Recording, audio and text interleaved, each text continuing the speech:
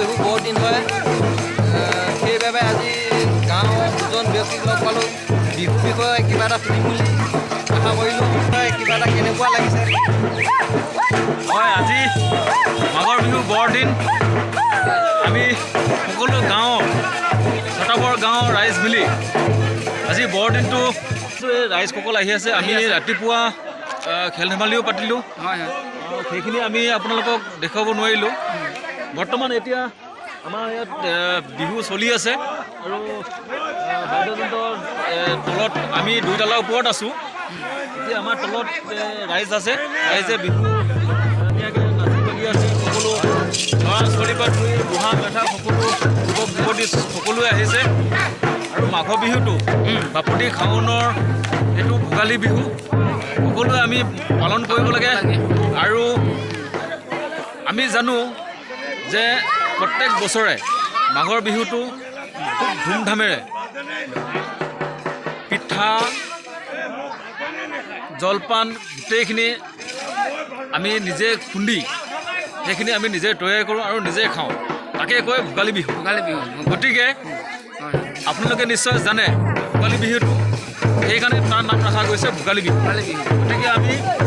সকলো ৰাইজে আমি ছটাবৰ গাঁৱৰ ৰাইজে মিলি আজি আমি বৰদিনটো এনেদৰে পালন কৰিছোঁ আৰু ইয়াৰ আগত আমাৰ হৈ যোৱা প্ৰগ্ৰামখিনি আপোনালোকক দেখুৱাব পৰা নাই এইটো আমাৰ দুৰ্ভাগ্যজনক গতিকে আমাৰ ইউটিউবাৰজন এতিয়া আহি পাইছে গতিকে আমি সেইটো কাৰণে দুখিত গতিকে আপোনালোকে বেয়া নাপাব আপুনি চাব পাৰে আমাৰ তলফালে আমি চলি আছে ৰাইজ ইয়াত বহি আছে এইফালে আছে ওপৰতো নাচি আছে চাওক মাঘৰ বিহুটো চবতকৈ ভাল লগা বিহু আৰু ৰঙালী বিহুতকৈ বেছি ভাল লগা এই আমাৰ আইসকল আমাৰ লগত আছে কেনেকুৱা লাগিছে নাচি বাগি আছে ফূৰ্তি কৰি আছে বঢ়িয়া লাগিছে আৰু মোৰ প্ৰিয় বন্ধু মোৰ অতীজৰ পুৰ একদম মানে বন্ধু ধৰ্মেন্দ্ৰ পাটৰ আকৌ দুইতলাৰ পৰা আমি তললৈ যাব বিচাৰিছোঁ আমি নাচিম হেল্ল'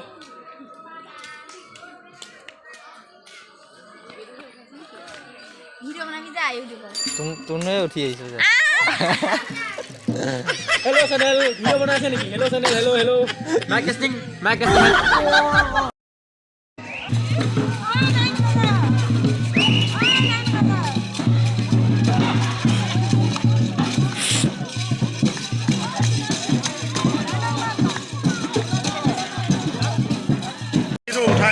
দেখা যাব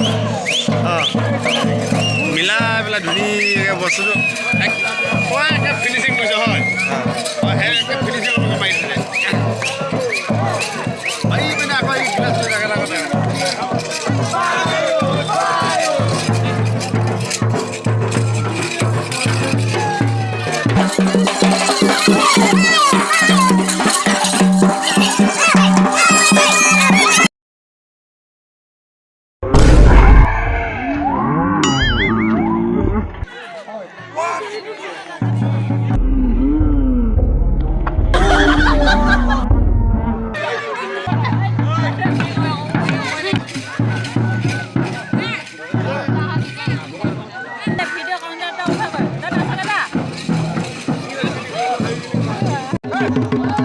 মাঘৰ বিহু বৰদিনৰ আজি বহুতে ফূৰ্তি গোটেই ৰাইজ গাঁৱৰ ৰাইজে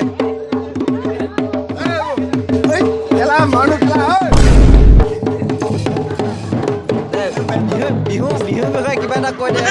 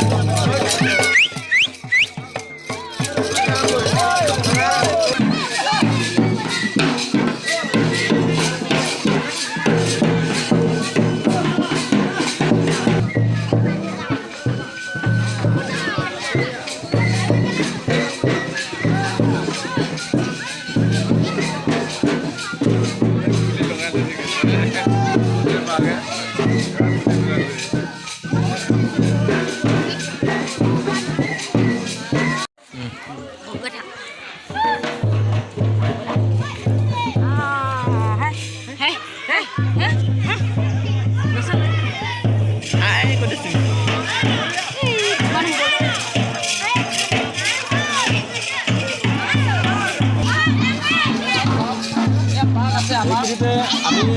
আৰু এটা কথা ক'ম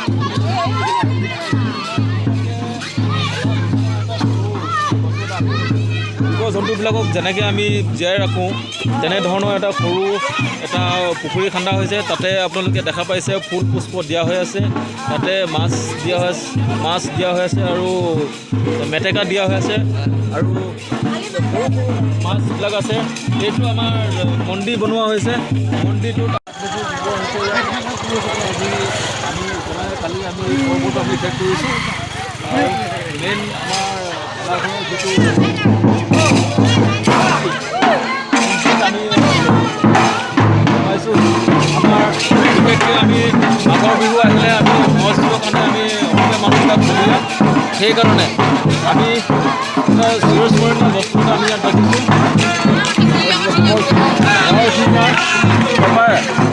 আমি মহৰ শিঙৰ পেঁপা বজালে আমি আমাৰ নিজৰ গাটো নৰয়, আমি নাচি উঠোঁ যে কোনোবাই ক'ৰবাত পেঁপা বজাইছে ক'ত থাকি, এইখিনি কথা আমাক মনলৈ আহে। এইখিনি এটা সুন্দৰকৈ বনোৱা হৈছে বস্তু।